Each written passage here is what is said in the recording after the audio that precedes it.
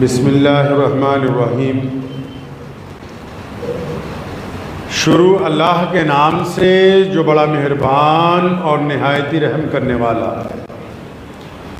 تمام حضرات سورہ فاتحہ اور درود پاک پڑھ لیجئے۔ اعوذ باللہ من الشیطان الرجیم، بسم اللہ الرحمن الرحیم، الحمدللہ رب العالمین، الرحمن الرحیم، مالک یوم الدین، ایاک نعبد وإياك نستعين، إياك نعبد وإياك نستعين، إياك نعبد وإياك نستعين، اهدنا الصراط المستقيم صراط الذين أنعمت عليهم غير المغضوب عليهم ولا الضالين، آمين۔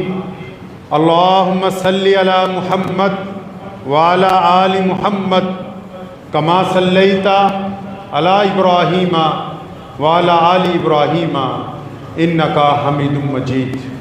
اللہم بارک علی محمد وعلی آل محمد کما بارکت علی ابراہیم وعلی آل ابراہیم انکا حمید مجید۔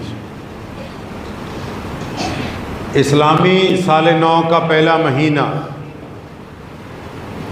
محرم، لازوال قربانیوں کی داستان، اسلامی سال کا آخری مہینہ ذی الحجہ، لازوال قربانی کی داستان، یعنی سال کا پہلا مہینہ بھی قربانی سے شروع اور سال کا آخری مہینہ بھی قربانی پر ختم۔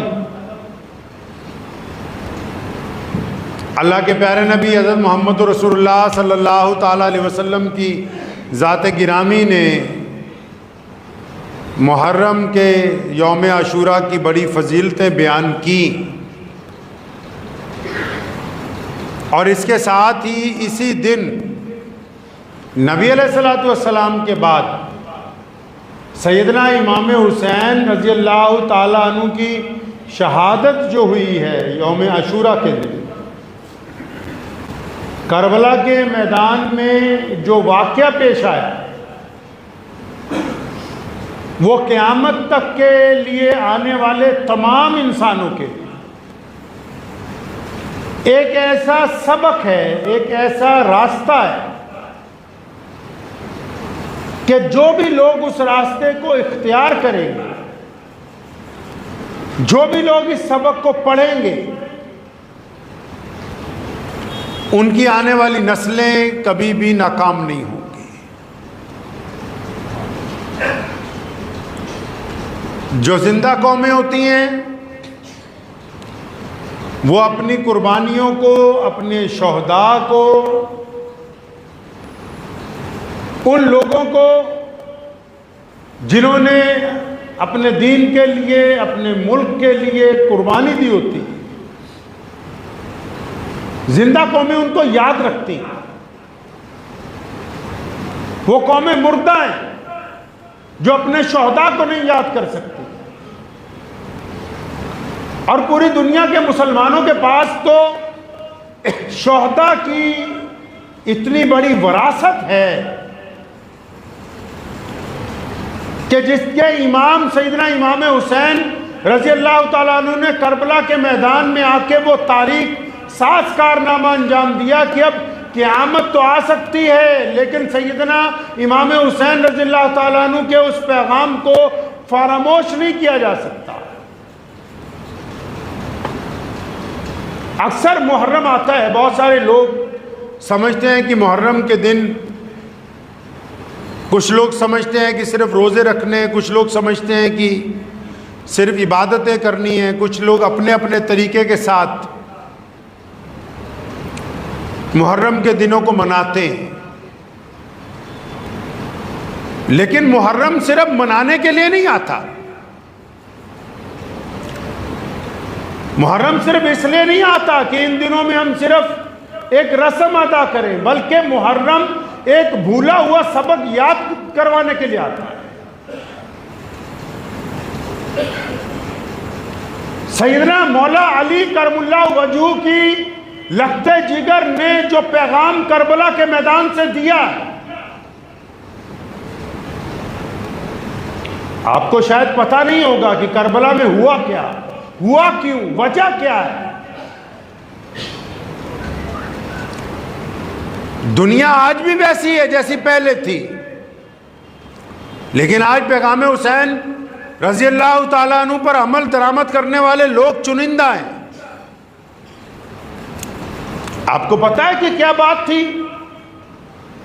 بہت سارے لوگ ان دنوں میں یزید کو نعوذ باللہ درست ثابت کرنے کی کوشش بھی کرتے ہیں، تو میں ان تمام لوگوں کو محرم الحرام کے اس مقدس مہینے میں اگر وہ یہ کہتے ہیں کہ حق اور انصاف کا فیصلہ اللہ کرنے والے ہیں، تو یہ ضرور ہم کہنا چاہیں گے کہ آپ اتنا فیصلہ تو کر سکتے ہیں نا کہ آپ نے قیامت کے دن کس صف میں کھڑے ہونا ہے۔ اگر آپ کو یزید کی صف میں کھڑے ہونا ہے تو ابھی علیحدہ ہو جاؤ، اور جن لوگوں کو مولا علی اور سیدنا امام حسین اور ان کے نانا امام الانبیاء خاتم النبیین محمد الرسول اللہ کی صف میں کھڑے ہونا ہے، وہ آج زندہ رہتے ہوئے اس بات کا فیصلہ کر لیں کہ وہ یزید کے دشمن جیسے بدترین یزید کے ساتھ ہیں یا پھر وہ مولا حسین رضی اللہ تعالیٰ عنہ کے ساتھ ہے۔ وہ آج اپنا فیصلہ خود کر لیں، کیونکہ تاریخ دشمن کو یاد رکھتی ہے۔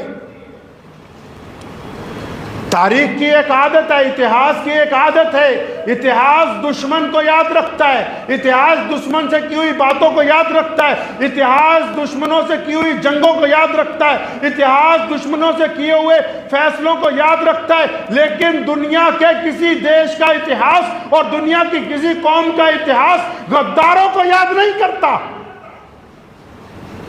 منافقوں کو یاد نہیں کرتا، بے ایمانوں کو یاد نہیں کرتا، دوگلے لوگوں کو یاد نہیں کرتا۔ اس لیے جن لوگوں کے دماغ میں اہل بیت کے لیے نعوذ باللہ ذرہ برابر بھی احترام کی کمی ہے تو وہ دل سے بھی منافق ہیں، کردار سے بھی منافق ہیں۔ ان کو جیتے جی یہ فیصلہ کرنا ہوگا کہ وہ یزید جیسے بدترین انسان کے ساتھ ہیں یا پھر وہ مولا علی کرم اللہ وجہہ کی اولاد کے ساتھ ہے۔ یہ فیصلہ ان کو اپنی ذات کا خود کرنا ہوگا، کیونکہ اللہ تبارک و تعالیٰ کو بڑا پیار ہے اپنے نبی سے، اور نبی کو بڑا پیار ہے اپنی اولاد سے۔ نبی علیہ السلام نے ایک مرتبہ فرمایا کہ میں تم لوگوں کے لیے قرآن چھوڑ کے جا رہا ہوں، اور ساتھ میں فرمایا پھر اہل بیت کو بھی چھوڑ کے جا رہا ہوں، پھر فرمایا اہل بیت کو چھوڑ کے جا رہا ہوں، تیسری مرتبہ بھی فرمایا اہل بیت کو چھوڑ کے جا رہا ہوں۔ یعنی تم قرآن کی تعلیمات پر عمل کرتے رہنا، اور اہل بیت اگر تمہارے درمیان کہیں پر موجود ہو تو ان کی عزت کرنا، اکرام کرنا، ان کی پیروی کو اختیار کرنا، کیونکہ ان کی رگوں میں محمد الرسول اللہ صلی اللہ علیہ وسلم کا۔ آپ کو پتہ ہے سیدنا امام حسین رضی اللہ تعالیٰ عنہ کربلا کے میدان میں کیوں گئے؟ بہت سارے لوگ اس واقعے کو بیان کرتے ہیں، بہت سارے لوگ اشکبار ہو جاتے ہیں، لیکن میں آپ کو یہ بتانا چاہتا ہوں کربلا کا میدان ہماری قتل گاہ نہیں ہے۔ کربلا کے میدان میں آج سے 1400 سال پہلے جو کچھ ہوا، کربلا کے میدان میں جو حضرت امام حسین کے ساتھیوں کو شہید کیا گیا، کربلا کے میدان میں اہل بیت کو جو شہید کیا گیا، کربلا کے میدان میں حضرت امام رضی اللہ تعالیٰ عنہ کے بچوں کی جو شہادت ہوئی ہے، وہ قتل گاہ نہیں ہے، وہ مسلمانوں کی یونیورسٹی ہے، مسلمانوں کی تربیت گاہ ہے، اور پوری دنیا کے انسانوں کے لیے خواہ وہ کسی بھی مذہب سے تعلق رکھتے ہوں، کربلا ان کے لیے امید کی کرن ہے کہ دیکھو کہ اگر دنیا کی ساری طاقت ایک طرف ہو جائے، دنیا کے سارے ظالم ایک طرف ہو جائے، دنیا کی ساری پاور ایک طرف ہو جائے، تو یاد رکھنا کبھی ظالم کے آگے سر نہ جھکانا، کیونکہ کٹے ہوئے سر بلند ہو جاتے ہیں، جھکے ہوئے سر کبھی اٹھا نہیں کرتے دوبارہ۔ کربلا کا میدان یونیورسٹی ہے دنیا کے انسانوں کے لیے۔ بھارت کی جنگ آزادی میں باپو گاندھی نے کہا تھا ایک مرتبہ، لکھا بھی، انہوں نے کہا کہ جب میں انگریز کے خلاف لڑ رہا تھا تو پتہ لگا اتنی طاقتور حکومت ہے جس نے پورے دیش میں پنجے زمین تک گاڑ دیے ہیں، جس نے ہر ایک علاقے میں اپنے افسر لگا دیے، چھاؤنیاں بنا دی، ریلوے قائم کر دیا، ڈپٹی کمشنر انگریز نے ہر جگہ لگا دیے، جگہ جگہ تھانے قائم کر دیے۔ انہوں نے کہا ہم سوچتے تھے یہ کیسے اس کا مقابلہ کریں گے، لیکن جب میدان کربلا کے واقعات پڑھے، جب یہ پڑھا کہ ایک طرف یزید ہے، جب یہ پڑھا کہ ایک طرف بڑی حکومت ہے، جب یہ پڑھا کہ ایک طرف لاکھوں فوجیں کھڑی ہیں، جب یہ پڑھا کہ ایک طرف لوگ بک گئے ہیں، جب یہ پڑھا کہ دوسری طرف بے شمار تلواریں ہیں، اور یہ دیکھا کہ صرف 72 جانشاروں کے ساتھ، صرف 72 لوگوں کے ساتھ امام حسین ان کے آگے ڈٹ گئے، تو پھر اس ملک کے سوتنترتا سینانیوں کو یہ سبق ملا تھا کہ دیکھو حسین 72 کو لے کر لاکھوں کے آگے ٹک گئے تھے، ہم بھی اس ملک سے انگریز کو جڑوں سے اکھاڑ کے پھینک سکتے ہیں۔ گئے کیوں تھے امام حسین؟ امام حسین رضی اللہ تعالیٰ عنہ میدان کربلا میں گئے کیوں تھے؟ آج کل بہت سارے لوگ آپ محرم مناتے ہیں، اچھا محرم آپ مناتے ہیں، بتاؤ کیا آپ نے محرم میں کسی غریب کا ساتھ دیا؟ کیا محرم میں کسی ظالم کے پنجے میں پنجہ پھنسایا؟ کیا محرم میں آپ نے کسی ایسے مظلوم کی مدد کے اوپر اپنے آپ کو کمر بستہ کیا کہ جس کے اوپر محلے کا کوئی آدمی، شہر کا کوئی آدمی لگاتار ظلم کرتا ہے، جس کی جائیداد پر کسی نے ناجائز قبضہ کر لیا اور آپ جا کے آگے بڑھے ہوں کہ میں تمہارے ساتھ ہوں، کہ آپ نے کچھ ایسا کیا؟ پیغام محرم یہ نہیں ہے کہ صرف عبادتیں کی جائیں، پیغام محرم یوم عاشوراء صرف یہی نہیں ہے کہ ہم چند رسم و رواج کو کریں اور چند نعرے بلند کر کے بیٹھ جائیں، نہیں، ہماری غیرت زندہ رہے۔ اگر غیرت مر گئی تو پھر محرم نہیں، حرام کھانے لگتے ہیں، غیرت جواب نہیں دیتی اندر سے۔ کوئی تمہارے سامنے، تمہارا کوئی بڑا بھائی، تمہارا کوئی رشتہ دار تم میں سے کسی کمزور کے اوپر ظلم کرتا ہے، تم میں سے کسی کمزور کے اوپر تشدد کرتا ہے، تم میں سے کسی کمزور کی جائیداد ہڑپ لیتا ہے، اور سارے خاندان والے چپ رہتے ہو اور پھر کہتے ہو محرم منا رہے ہیں، کیوں نہیں اس ظلم کے خلاف بولتے؟ تمہارے شہر میں اگر کسی کے اوپر زیادتی ہو اور وہ کہتا ہو کہ چند لوگ میرے ساتھ چلو، میرے ساتھ مل کے حکومت کے نزدیک آواز اٹھائیں گے، اور وہ غریب اکیلا ہی بیٹھا رہتا ہے کسی چوراہے میں، تم 10 لوگ اس کے ساتھ جا کے ایک ڈپٹی کمشنر کے پاس، کسی پولیس کپتان کے پاس اس کے حق میں بات نہیں کر سکتے، پھر محرم کی بات کرتے ہو، اس کا مطلب غریب کا ساتھ نہیں دینا چاہتے، صرف ایک رسم ادا کرنا چاہتے۔ کربلا کے میدان میں اس لیے گئے تھے امام حسین کیونکہ یزید نے قبضہ کر لیا تھا اسلام پر، خلافت پہ قبضہ کر لیا تھا اس نے، اور محمد رسول اللہ کی شریعت میں ہے کہ کوئی فاسق اور کوئی فاجر، کوئی منافق مسند امامت تک نہیں پہنچ سکتا، مسند خلافت تک نہیں پہنچ سکتا۔ بہت سارے لوگوں نے کہا حضرت امام حسین رضی اللہ تعالیٰ عنہ کو کہ حضرت آپ کیوں اس مسئلے میں پڑھ رہے ہیں؟ پوری دنیا کے مسلمان آپ کے پاس آتے ہیں، پوری دنیا کے مسلمان آپ کے حق پہ بیعت کرتے ہیں، پوری دنیا کے مسلمانوں کے نزدیک محمد رسول اللہ کے نوازے صرف آپ ہی ہیں، اس کو رہنے دے جو کچھ کرتا ہے۔ فرمائے نہیں، آج اگر ہم ظلم کے خلاف نہیں اٹھیں گے تو دنیا کو توقع غلامی گلے میں ڈال کے چلنے کی عادت پڑ جائے گی۔ سیدنا امام حسین نے صرف یزید کی مخالفت نہیں کی بلکہ قیامت تک آنے والے یزیدوں کے سامنے جانثاروں کو کھڑا کیا ہے کہ جس دور میں بھی اگر کوئی یزید ہوگا تو امام حسین کے جو جانشین ہوں گے، ان کے جو ماننے والے ہوں گے، اس یزید کے سامنے کھڑے ہوئے ہوں گے۔ انہوں نے یہ روایت قائم کی ہے کہ طاقت کا مطلب یہ نہیں ہے کہ آپ حق پر ہیں۔ آج سے 1400 سال پہلے یہ روایت تھی کہ جو لوگ زیادہ ہوتے تھے تعداد میں اور جن کے پاس پیسے زیادہ ہوتے تھے، جن کے پاس اقتدار ہوتا تھا، جن کی حکومت ہوتی تھی، ساری دنیا کہتی تھی بس وہی حق پر ہے۔ سیدنا امام حسین رضی اللہ تعالیٰ عنہ نے محمد رسول اللہ کے کردار کے مطابق فیصلہ کیا۔ وہ بندہ حق پر نہیں ہے کہ جو طاقت میں ہے، حق پر وہ ہے جو رب اور رسول کی اطاعت کرتا ہے، حق پر وہ ہے جو مظلوم کی مدد کرتا ہے، حق پر وہ ہے جو حرام رزق سے انکار کرتا ہے، حق پر وہ ہے جو ناجائز اقتدار پر قبضہ نہیں کرنا چاہتا، جو زور زبردستیاں غریبوں کے ساتھ کرتا ہو وہ حق پر نہیں ہو سکتا۔ اور جو ناحق پر رہنے والے بادشاہ کی پیروی کرتے ہیں، امام حسین نے ان کو سمجھایا کہ دیکھو ایسی کام نہ کرنا کہ قیامت میں لوگ تمہیں منافق کہیں، گرچہ میدان کربلا میں تمہاری گردن اتر جائے لیکن تم سیدھے راستے کے اوپر چلتے گئے۔ کربلا کا میدان پوری دنیا کے انسانوں کو حوصلہ دیتا ہے۔ کربلا کا میدان صرف مسلمانوں کو نہیں، دنیا کے ہر انسان کو حوصلہ دیتا ہے کہ پھر کیا ہو گیا، تمہارے میں ابھی طاقت نہیں ہے، پھر کیا ہوا کہ تمہارے پاس دولت کم ہے، پھر کیا ہو گیا کہ تمہارے پاس جسمانی قوت کم ہے، کیا بات ہو گئی۔ کربلا کے میدان میں پوری دنیا کے انسانوں کو حوصلہ دیا ہے، عزم دیا ہے، ہمت دی ہے کہ گھبراؤ نہیں، رب پہ یقین رکھو، اپنے کام پر لگو۔ محرم کا مہینہ تو اس بات کا عزم دہراتا ہے کہ ہم غریب کا ساتھ دیں گے، ہم مظلوم کا ساتھ دیں گے، ہم معاشرے کے گرے ہوئے طبقوں کو اٹھائیں گے، ہم حق اور انصاف کی زبان میں گفتگو کریں گے، ہم ظالم کی بات، ظالم کی طاقت کو دیکھ کے اپنے لوے لہجے کو تبدیل نہیں کریں گے۔ محرم تو ہمیں یہ سبق دیتا ہے کہ ہم چاہے تعداد میں اگر کم بھی ہوں تو کندھے سے کندھا ملا کے کھڑے ہوئے ہوں گے۔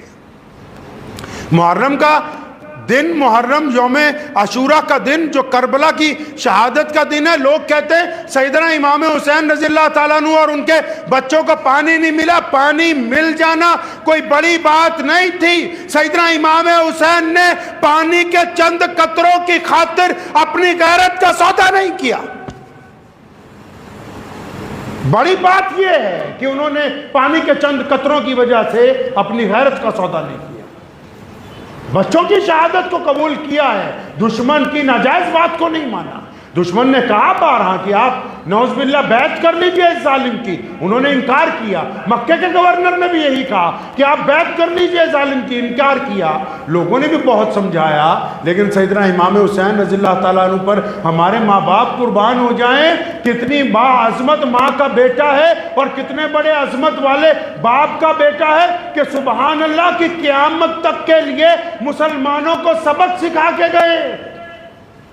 ورنہ تو اس دین میں اگر سیدنا امام حسین رضی اللہ تعالیٰ عنہ میدان کربلا میں نہ جاتے تو یقین مانے آج ہمارے پاس اسلام اس شکل میں باقی نہیں ہوتا جو اب موجود ہے۔ آپ کیا سمجھتے ہیں کہ کربلا کوئی چھوٹا واقعہ ہے؟ اہل بیت اگر وہ قربانی نہ دیتے آج آپ کے پاس دین اس شکل میں موجود نہ ہوتا جس شکل کے اندر موجود ہے اب آپ کے پاس دین، کیونکہ دین کو تو بدلنے کی سازش تیار ہو گئی تھی۔ دین کو تبدیل کرنے کی تو بات یزید نے تخت پر بیٹھتے ہی کی، اس نظام کو توڑنے کی کوشش کی جو محمد الرسول اللہ صلی اللہ تعالیٰ علیہ وسلم نے قائم کیا تھا۔ یہ تو مولا علی رضی اللہ تعالیٰ عنہ کے اولاد کی جوتیوں کا صدقہ ہے کہ آج مسلمان اس دین پر چل رہے ہیں جو محمد الرسول اللہ نے ہمیں عطا فرمایا تھا۔ تو یاد رکھا کریں جب محرم آتی ہے نا تو اس عزم کو دہرانا ہے کہ ہم سیدنا امام حسین رضی اللہ تعالیٰ عنہ کی پیروی کرنے والے ہیں، ہمارا یزید کے ساتھ کوئی تعلق نہیں۔ اہل بیت کی محبت مسلمانوں کا ایمان ہے۔ اہل بیت سمجھتے ہیں نا، اہل بیت جو محمد رسول اللہ کی اولاد ہے، اہل بیت کی محبت کے بغیر نماز ادا نہیں ہو سکتی۔ کیا کہتے ہو نماز میں بیٹھ کے؟ اتحیات کے بعد کیا پڑھتے ہو بھائی؟ اللہم صلی علی محمد وعلی آل محمد، کہ ہم تو درود بھیج رہے ہیں کس پر؟ محمد الرسول اللہ پر، اور کس پر؟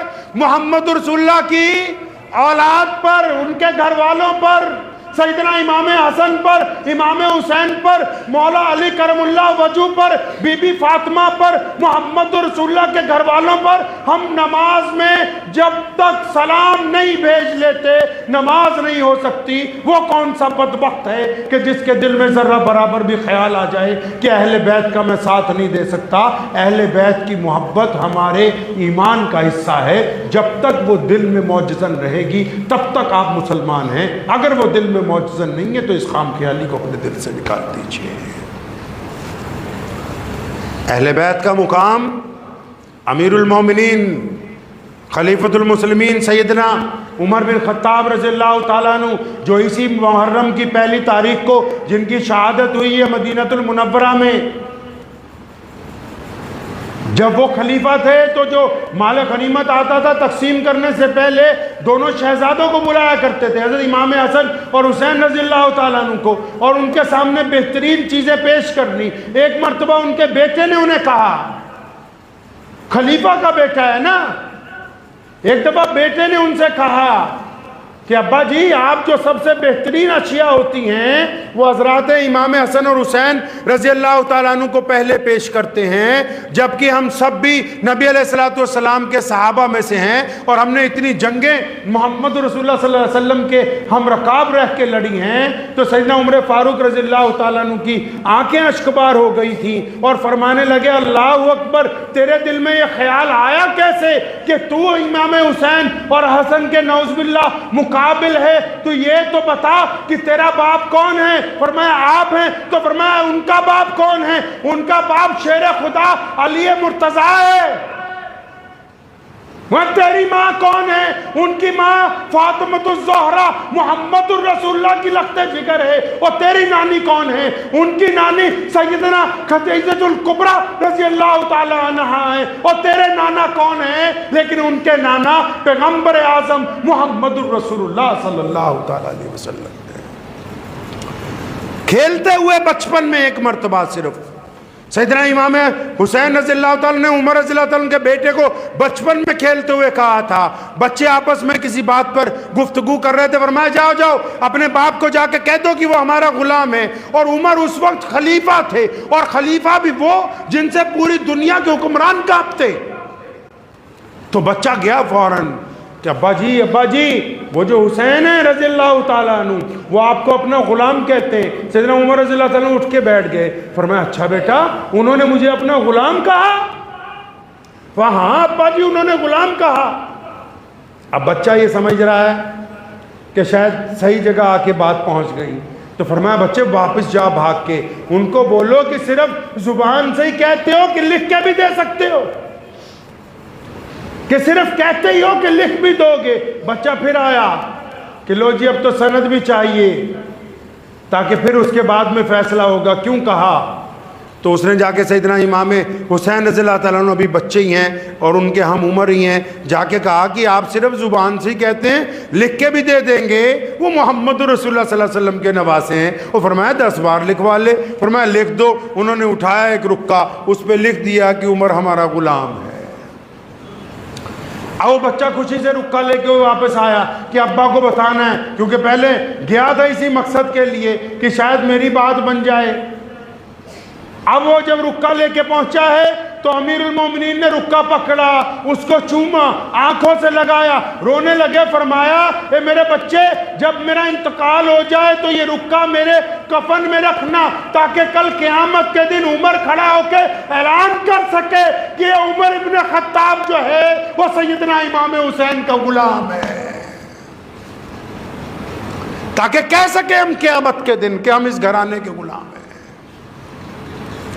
محمد رسول اللہ صلی اللہ تعالی علیہ وسلم کے گھرانے کی یہ جو قربانی ہے، یہ جو لازوال داستان ہے، مسلمانوں یہ صرف منانے کے لیے نہیں ہے، یہ اس عہد کو دہرانے کے لیے ہے کہ ہم بہترین مسلمان بنیں گے، کہ جس طرح یزید نے اسلام پر ڈاکہ ڈالا تھا، یہ اس عہد کو دہرانے کی بات ہے کہ ہم اپنے نزدیک اس اسلام کو باقی رکھیں گے جو محمد الرسول اللہ کا دین ہے۔ جس طرح سیدنا امام حسین نے کربلا کے میدان میں قربانی دی تھی، ہم اس عہد کو دہرائیں گے کہ اگر ضرورت پڑی تو ہم بھی قربانی پیش کریں گے۔ یہ صرف ان دنوں کے دن نہیں ہیں کہ ہم چند رسمیں منا کے پیچھے ہٹ جائیں، بلکہ سارا سال اس بات کو یاد رکھنے کے دن ہے کہ ہمارا سال شہادت سے شروع ہو کر شہادت کے دن پر جا کے ختم ہوتا ہے۔ محرم کے فلسفے کو سمجھ لیجئے۔ محرم مسلمانوں کے لیے بھی اور پوری دنیا کے غیر مسلم دوستوں کے لیے، غیر مسلم انسانوں کے لیے بھی ایک حوصلے کی بات ہے۔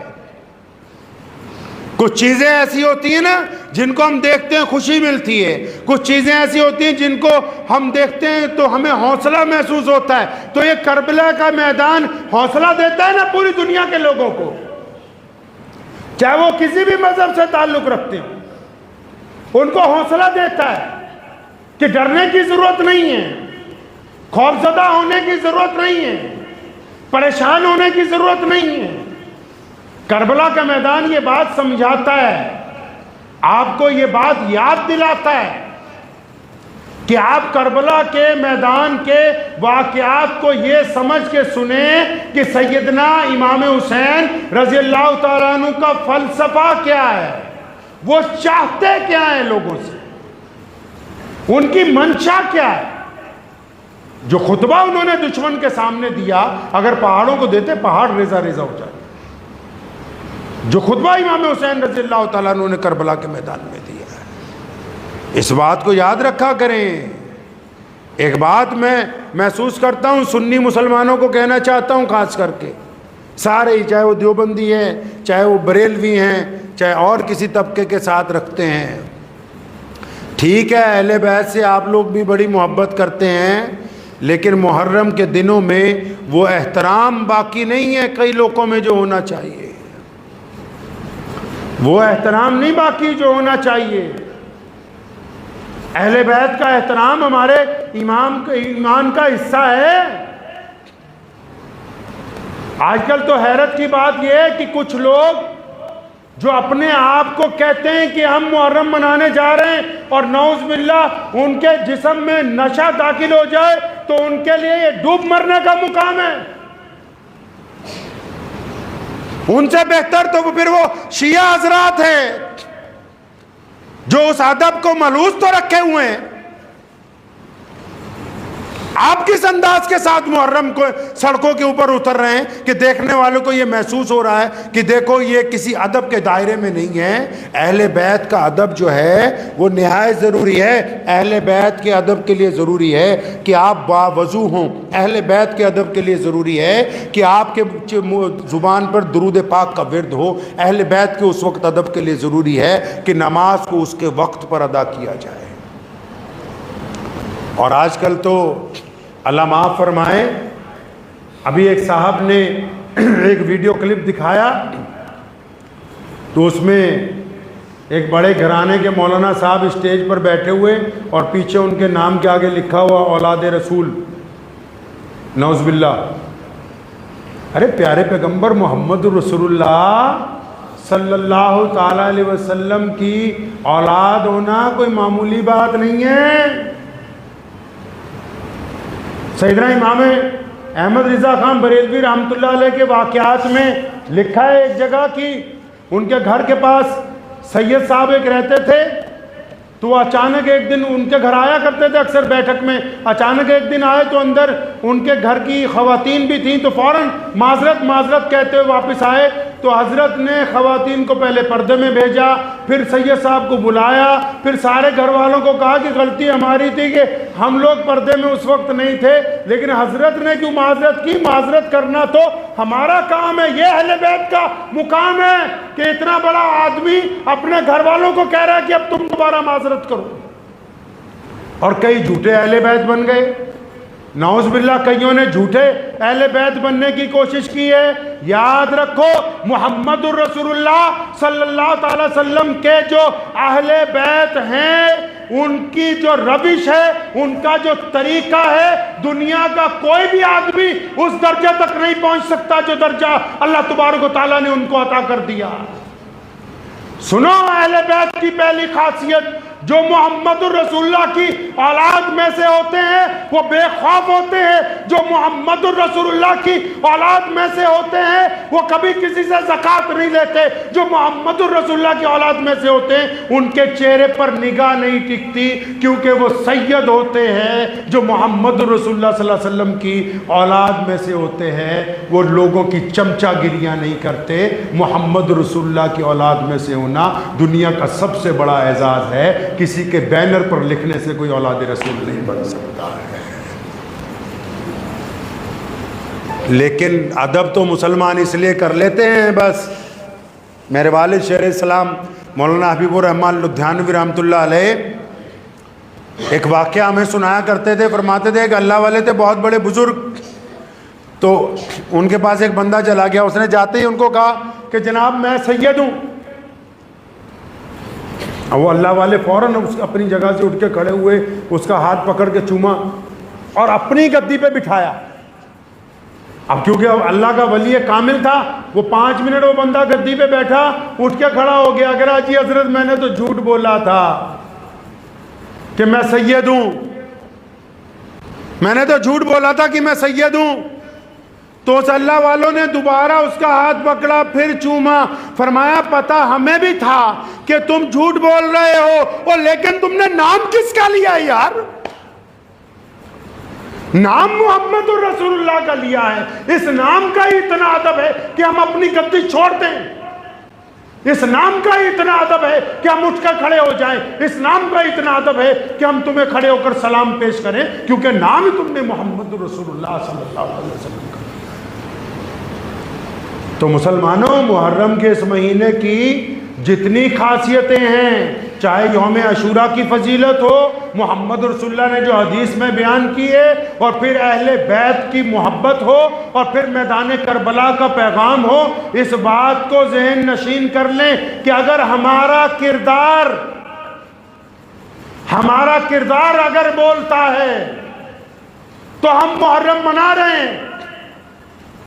اگر ہمارا کردار اندر سے کہہ رہا ہے کہ نہیں تو بے ایمان ہے, تو ٹھگ ہے, تو چور ہے, تو بد کردار ہے, تو شرابی ہے, زناکار ہے, تو پھر آپ محرم نہیں منا رہے ہیں. محرم منانا ہے تو آئیں, پہلے 2 رکعت نماز پڑھ کے اپنے رب کے حضور توبہ کریں کہ یا اللہ تیرے پیارے پیغمبر کے نواسے کی بات دہرانے کے لیے جا رہے ہیں, ان کی بات دہرانے کے لیے جا رہے ہیں جنہوں نے اپنی ساری اولاد قربان کر دی. تو آج سے ہم توبہ کرتے ہیں جھوٹ بولنے سے, آج سے ہم توبہ کرتے ہیں کسی کی بیٹی کی طرف گندی نگاہ ڈالنے سے, آج سے ہم توبہ کرتے ہیں ٹھگی مارنے سے, آج سے ہم توبہ کرتے ہیں شراب پینے سے, آج سے ہم توبہ کرتے ہیں پڑوسیوں کو تنگ کرنے سے, آج سے ہم توبہ کرتے ہیں لوگوں کا دل دکھانے سے. اور اس بات کا عہد کرتے ہیں کہ جو بھی مظلوم ہوگا, چاہے اس کا مذہب کوئی بھی ہو, اگر وہ اپنی مدد کے لیے ہم تک آئے گا تو ہم اس مظلوم کی مدد کرنے کے لیے جائیں گے.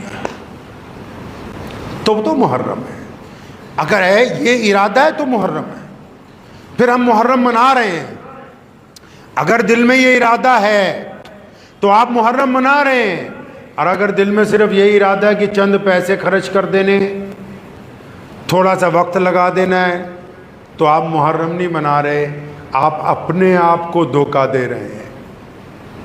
کیونکہ امام حسین رضی اللہ تعالیٰ عنہ سے جن لوگوں کو محبت ہے, جو ان کے جانشین ہیں, وہ کل بھی سر بلند تھے, آج بھی سر بلند ہیں. حسینی کبھی شکست نہیں کھا سکتے.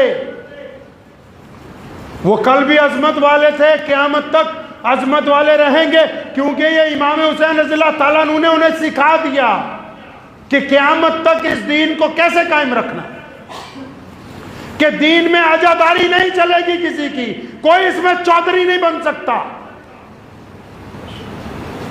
یہ جو دین کی حفاظت کی جنگ سیدنا امام حسین رضی اللہ تعالیٰ عنہ نے لڑی ہے نا, ہم نے تو دین نعوذ باللہ چند گنتی کے لوگوں کے پاس گروی رکھ دیا ہے نا.